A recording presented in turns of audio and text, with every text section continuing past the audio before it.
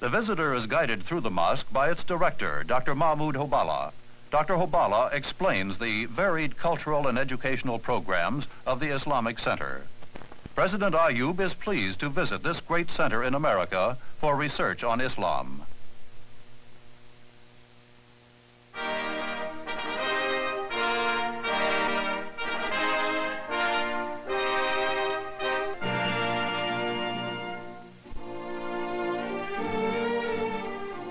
The Embassy of Pakistan is the scene of a meeting between President Ayub and Pakistani residents of Washington.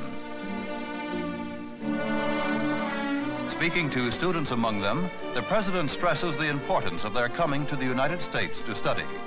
He adds that on their return home, he trusts that they will put their knowledge at the service of their country. The National Press Club in Washington is a meeting place of some of the world's most influential newsmen. By special invitation, President Ayub comes to speak before them.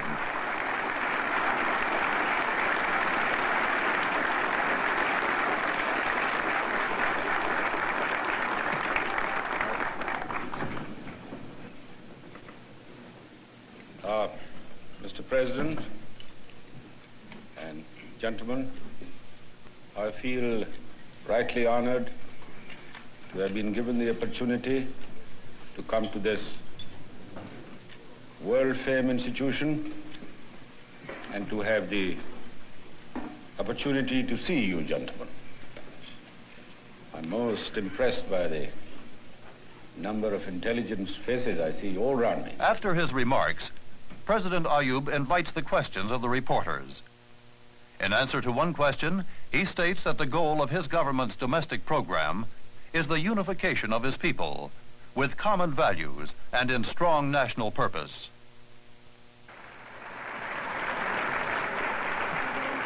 The newsmen respond warmly to the outspoken and candid answers of the Pakistani leader. That evening, President Ayub gives a gala reception and banquet in honor of President and Mrs. Kennedy. Begum Aurangzeb and Mrs. Kennedy arrive together, followed by President Ayub and President Kennedy.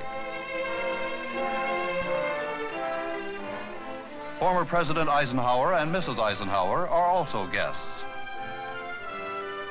Prominent at all the official functions are Ambassadors Aziz Ahmed of Pakistan and William Roundtree of the United States.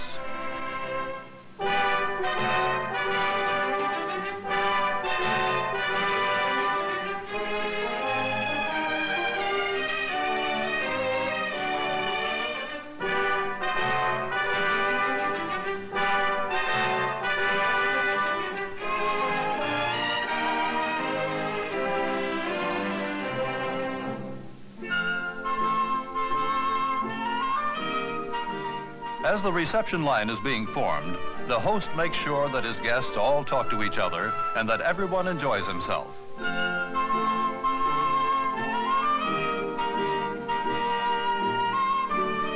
Washington's most brilliant political and diplomatic figures are President Ayub's guests. This glittering gala is a fitting climax to his Washington visit.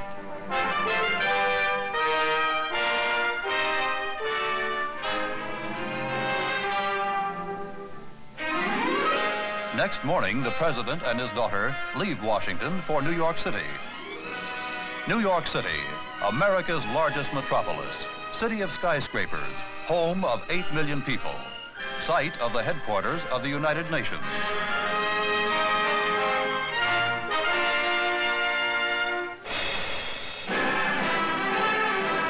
The welcome traditionally reserved by the city for its most distinguished visitors is a ticker tape parade.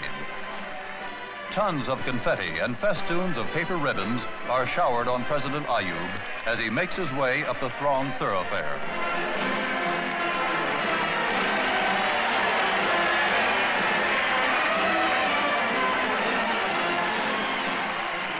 The turnout is large and enthusiastic as thousands of New Yorkers crowd to welcome a man who has proved himself the champion of a free people.